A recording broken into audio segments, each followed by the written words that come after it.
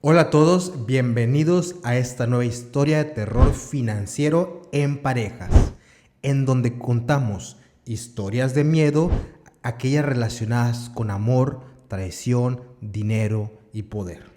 El día de hoy vamos a contar una historia que una chica nos mandó por nuestro correo electrónico, que dice de la siguiente manera.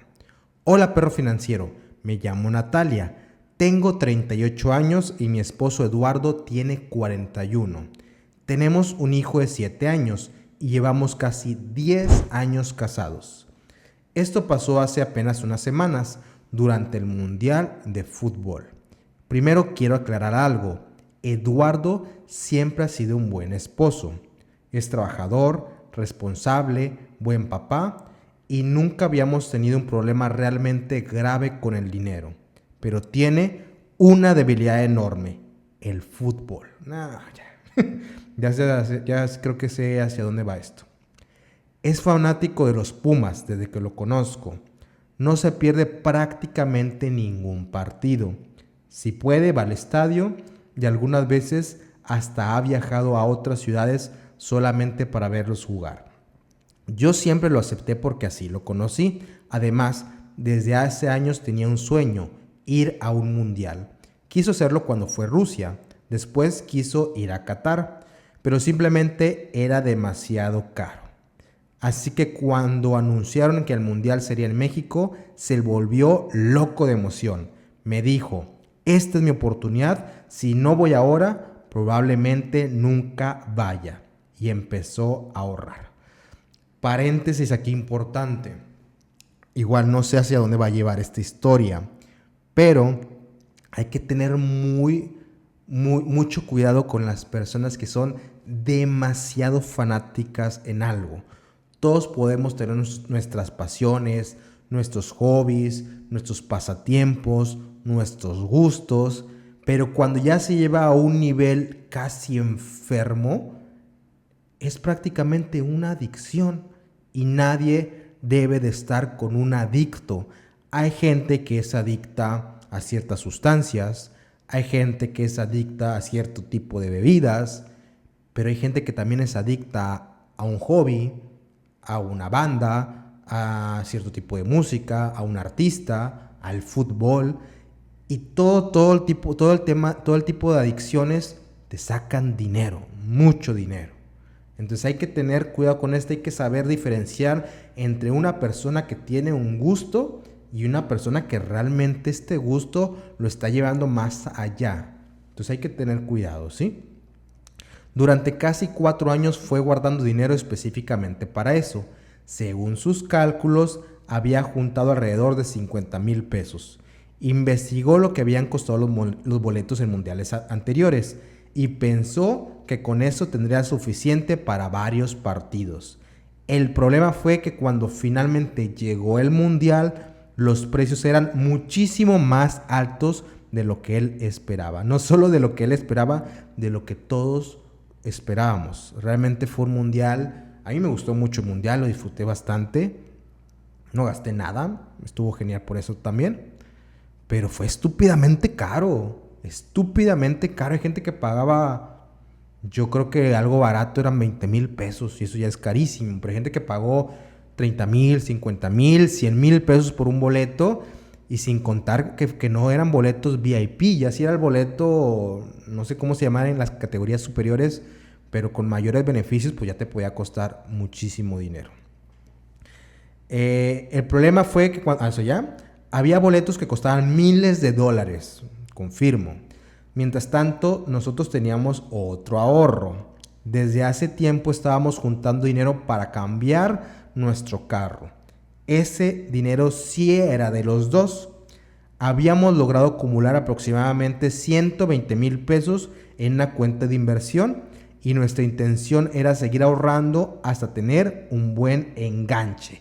Ya sé hacia dónde va esto y me da miedo.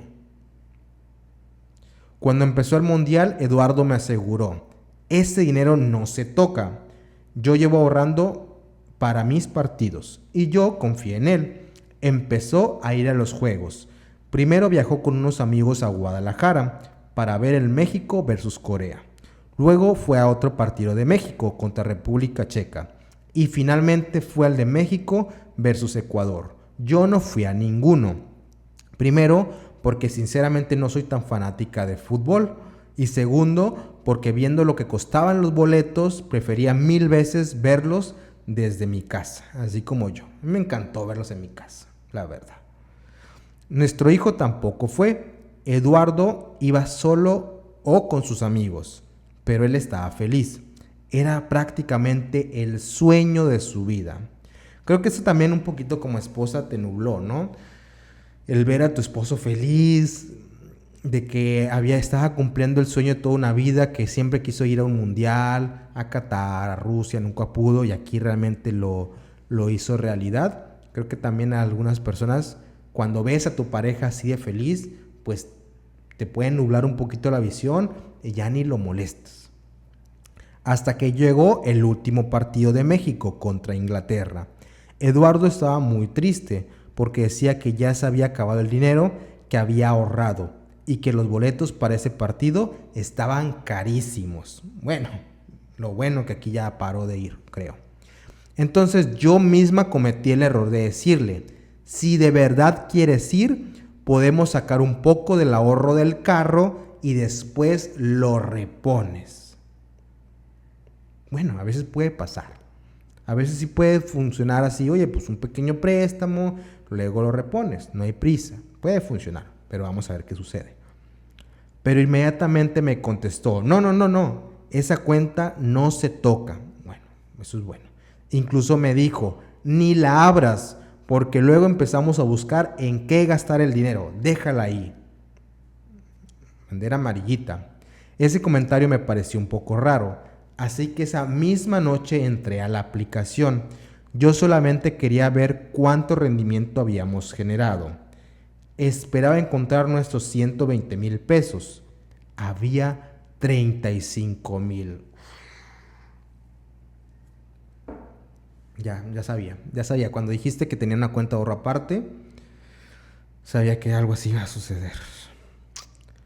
Y esto rompe todo. Es que vamos a ver qué pasa en la historia, pero es que esto rompe todo. No solamente rompe las finanzas de una familia, de un proyecto, destruye la confianza. Por eso las finanzas en pareja son tan difíciles. Son tan difíciles o tan duras, porque cuando dañas el tema financiero también dañas la relación. Entonces el dolor es doble. Pensé que estaba viendo mal. Cerré la aplicación, volví a entrar, 35,000 pesos. Me entró una desesperación horrible. Pensé que nos habían hackeado, que habían vaciado nuestra cuenta. Incluso llamé al banco y después de revisar los movimientos me explicaron que no había ningún fraude. El dinero había salido mediante varias transferencias autorizadas. Empecé a revisar una por una y todas iban prácticamente al mismo lugar, a una cuenta de Eduardo. En total había sacado alrededor de 85,000 pesos. Entonces entendí todo. Los boletos, los viajes, Guadalajara, las comidas, las salidas con sus amigos, todo aquello que según él había pagado con los 50,000 pesos que llevaba 4 años ahorrando, en realidad también lo había pagado con nuestro dinero. Es que con 50,000 pesos en este mundial no te alcanzaba ni para a lo mejor un partido sí, pero 2 no. Entonces, pues ahí encontró la manera, ¿no? Cuando llegó a la casa lo confronté. Al principio intentó justificarlo. Me dijo que era una oportunidad que solamente iba a vivir una vez. Creo que este punto me parece muy interesante porque es algo que realmente hizo gastar mucho dinero a gente en este mundial. El miedo a decir, o más bien la frase, es que si no voy ahorita, no voy nunca. Es que cuando va a volver el mundial en México, quizás ya nunca va a volver el mundial a México. Y sí, es medio verdad todo esto, pero si esta frase hace que gastes todos tus ahorros, que tengas que vender un auto para unos boletos de fútbol y de ver a tu equipo perder, no vale la pena. Verlo en la televisión, yo lo vi en la televisión y estuvo increíble. Hay gente que fue al cine y estuvo increíble. Hay gente que fue a un restaurante y se la pasó muy bien. No a fuerzas tiene que verlo en el estadio con boletos de $3,000. No es necesario. Se puede disfrutar del amor del fútbol, se puede disfrutar de la pasión del fútbol sin tener que romper tu cartera. Ya me van a empezar a hacer enojar. Ay, Dios santo. Que México probablemente tardaría décadas en volver a organizar otro mundial, que después iba a recuperar el dinero, pero yo solamente podía pensar en una cosa. Durante semanas me había mentido en la cara, esto duele. Incluso aquel mismo día me había dicho que no tocáramos la cuenta. Te lo dijo para que no te metieras. Ya nos dimos cuenta. Cuando él ya había sacado casi todo, tuvimos probablemente la peor pelea de nuestro matrimonio. Me prometió que va a regresar hasta el último peso. Y sinceramente creo que económicamente podría hacerlo con el tiempo. Pero mi problema ya no son solamente los 85,000 pesos. Mi problema es que ahora no sé si puedo volver a confiar en él. Cada vez que hablamos de dinero me pregunto qué más podría estar ocultándome. Eso pasó hace apenas unas semanas. Seguimos juntos, tenemos un hijo. Llevamos casi 10 años de matrimonio y no quiero tirar nuestra familia por la borda por una sola decisión. Pero tampoco puedo fingir que no pasó nada, porque creo que eso es lo que Eduardo todavía no termina de entender. Él piensa que tomó 85,000 pesos y que cuando lo regrese, el problema estará solucionado. Yo siento que tomó algo mucho más difícil de recuperar, la confianza que tenía en él. Y todavía no sé cuánto tiempo nos va a costar volver a ahorrar eso. Fin de la historia. Ay, estas historias de pareja sí me hacen enojar, ¿no? Y esta es un poquito también compleja. Se me hace más compleja esta que las otras historias que hemos tocado.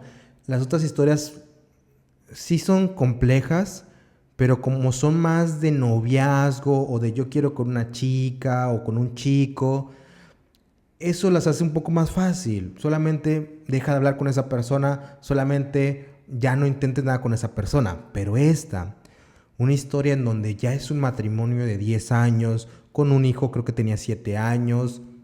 Esas son para mí las historias más complejas. Porque yo estoy de acuerdo con la señora, con la chica, no sé cuántos años tenga. Pues a veces por algo así tampoco vas a romper tu matrimonio o divorciarte. Hay muchas cosas que los sigue uniendo y que quizás valga la pena intentarlo otra vez. Pero sí destruye mucha confianza.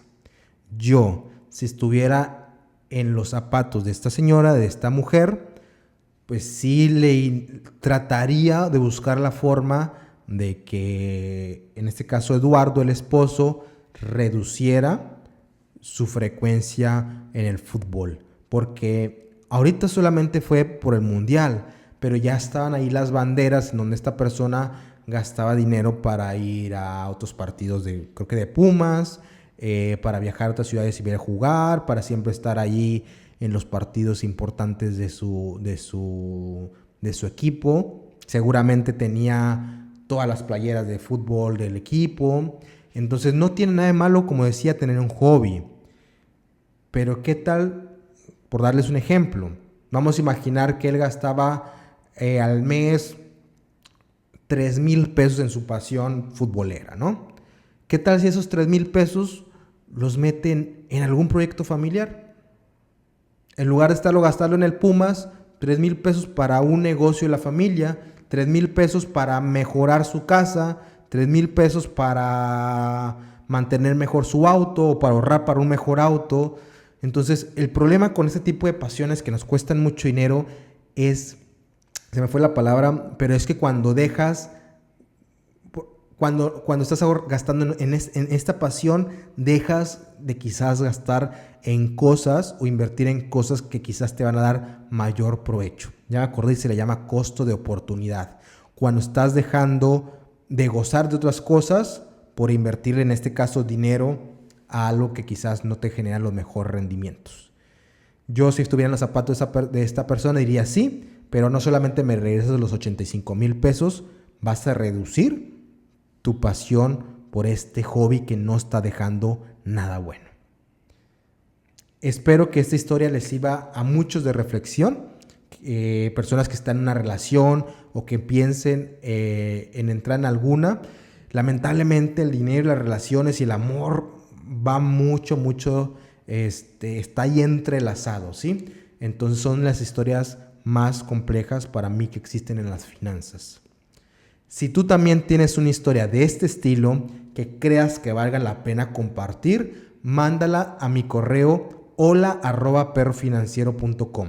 Las mejores historias las pasaré por mi canal de YouTube, por mi Instagram, por mi TikTok y por mi Facebook para que otras personas la conozcan y no caigan en estas trampas.